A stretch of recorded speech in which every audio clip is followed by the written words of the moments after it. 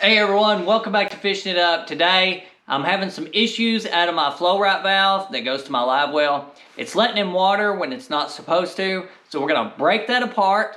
We're going to see what the problem is. We're going to get it put back together, and hopefully that'll take care of my issue. It's been a while since I've posted a long format video. Hopefully that's about to change. I got a lot of maintenance videos I'm working on that's getting ready to come out. So if you want to maintenance your Vexus, or you have a 150 Pro XS and you'd like the maintenance, I will have videos coming out on all of that.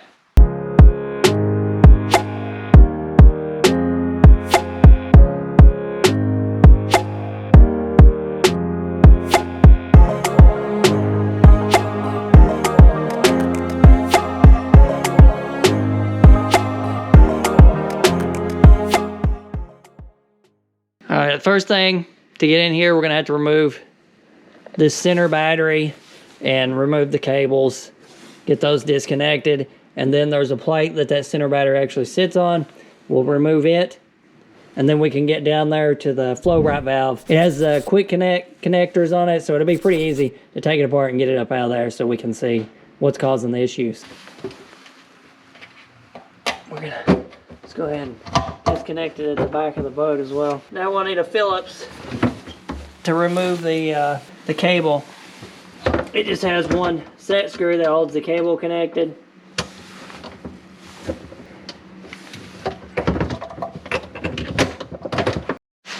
Alright, I got this laying up here on the back of the boat. It has 4 Phillips screws in it.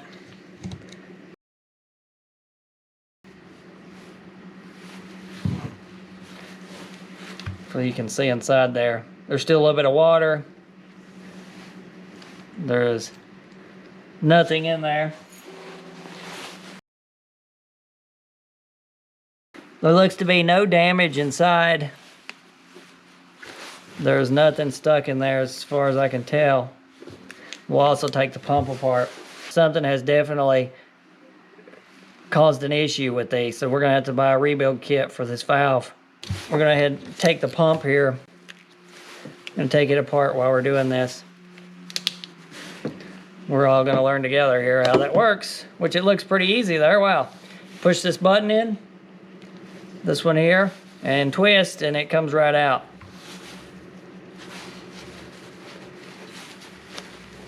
There looks to be no damage to the impeller or the gasket. The inside of the pump is clear. There's nothing there. There's nothing inside of it. I'm going to wipe it out here while we have it apart, just for fun, just to be thorough. Line up the 2 arrows, push it back together, and twist, and it will lock in place.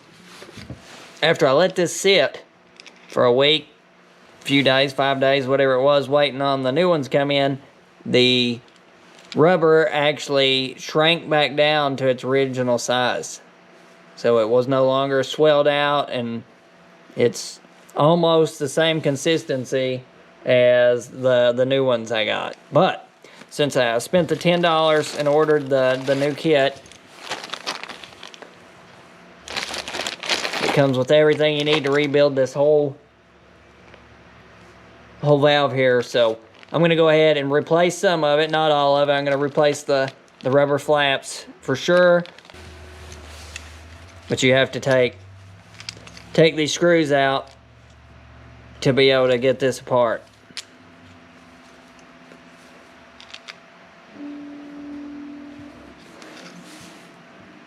So just so we can see here, it says livewell here and transom here. This is pointing straight up. Handle is in line with this. I'm going to turn this around so we can see how this looks. That way when I pull it apart, I have a reference to go back to. So the one with the hard piece is down here, which I'll leave that. But it's going to stay towards this corner and these 2 up here. It'd be real easy to get confused on this and put it back together incorrectly.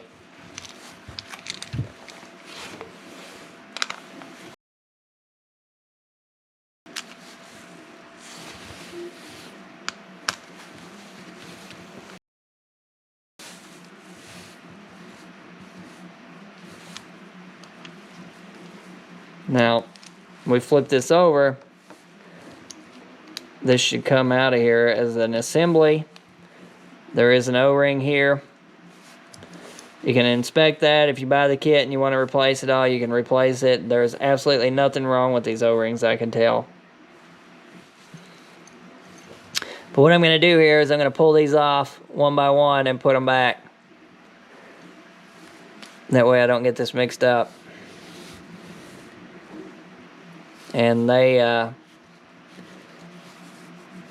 circle piece here is going in, but they're just like a hook and loop is kind of force it through there, and then do it again over here.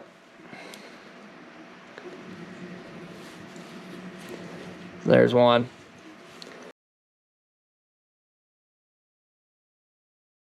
This last one has the plastic piece on it. Goes on the same way. It's just gonna line up with that metal L bracket. I'm assuming that's where the recirc is at. That way it seals completely off.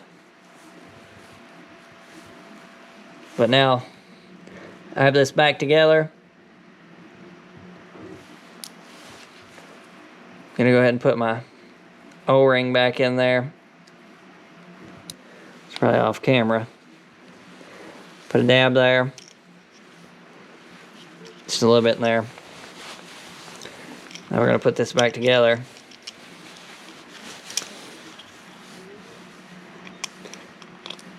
And there we go. Pop that in there, somewhere in that area. Take this. This went straight up. Now, this turns smooth, easy, real easy to turn. When you put this lever on there, if you tighten it all the way, just if you tighten the guts out of it, it gets tight. It's no longer smooth anymore. So think about that when you're tightening this up, that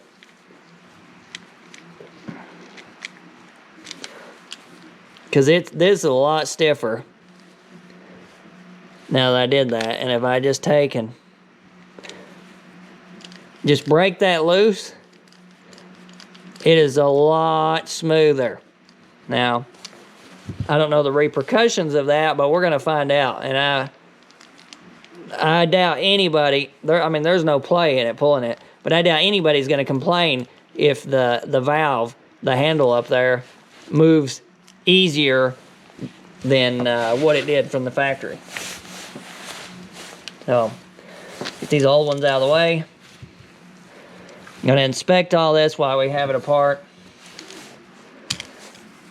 I'm going to fill this old O-ring. I'm just going to keep all my other ones for backups in case something happens. Because I didn't have water leaking into the boat or anything. I just had the live well filling up when it wasn't supposed to. So this O-ring here feels fine. Go ahead and put it back in there.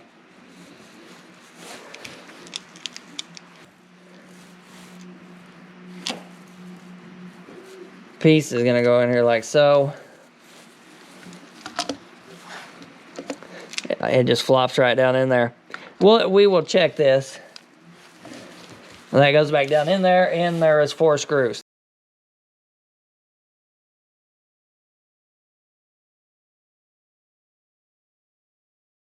Okay, now that we, and this moves so freely, and there's no play in it, but I just broke the tension off, just enough to make that turn easier. So I put it to recirc, and that pushed it forward. There's empty. I'm gonna go back to auto, which should push it back, and it.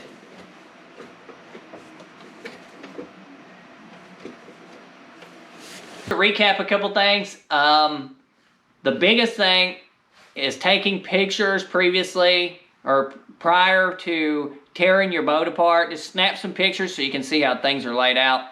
I have the cameras and the footage. When I do this, I can roll right back through it and say, oh, that's the way it looked, this, that, and look. Especially this one, because I tore into it and I'm like, oh, there's probably a crawdad in there or something has it messed up, and I'm just going to clean it out and put it back together. That happened to not be the case. The rubber little flappers that are in there that close the openings were actually swollen and misshapen, so they had to be replaced. I had to order a kit from flow-rite, and 4 or 5 days later it showed up, and I'm coming back to the boat and putting it back together, and I'm not getting any younger, so I forgot a little bit of it. But for the most part, it's an easy install. It would be even easier if you bought the entire valve and just swapped it out, but it's $11.99 or $10.99 for the rebuild kit versus they're probably about $40 to $50 if you buy them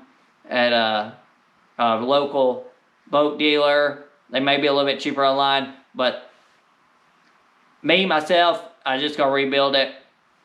I probably, after letting the little rubber flappers dry out, I probably could have reused them and it would have worked pretty good. But since I already ordered the kit and had it tore apart, I was just going to go ahead and get it completed, and hopefully it'll function with no issues for the next year or two.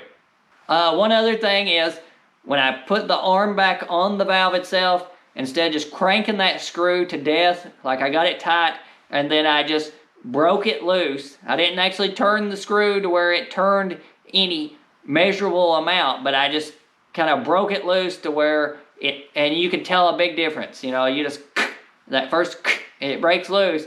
That much there makes that move so much more freer. It's just so much easier to turn and move by hand, and then you notice it up front when you grab that lever and turn it, it just, with no effort, moves. So even with the cable that has 20,000 kinks in it getting back over here, it's still smooth as silk. Hopefully you found today's video helpful, that it's addressed an issue that you've had or you may have in the future, but I do these videos just to help you out.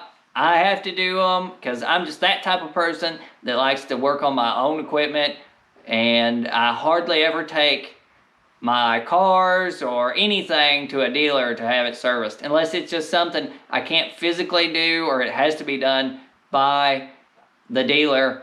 I'm not gonna do it. I'm just not gonna take them there. So, but here recently, oil changes have gotten so expensive. If I go buy the stuff myself, it's almost not worth it to do them. So I've been cheating and taking my vehicles to get the oil changed, but it's cold right now, and 55 they do it, 45, 50 I do it. It's really not worth it.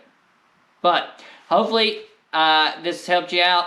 As always, like, comment, and subscribe, and we'll see you next time on Fishing It Up.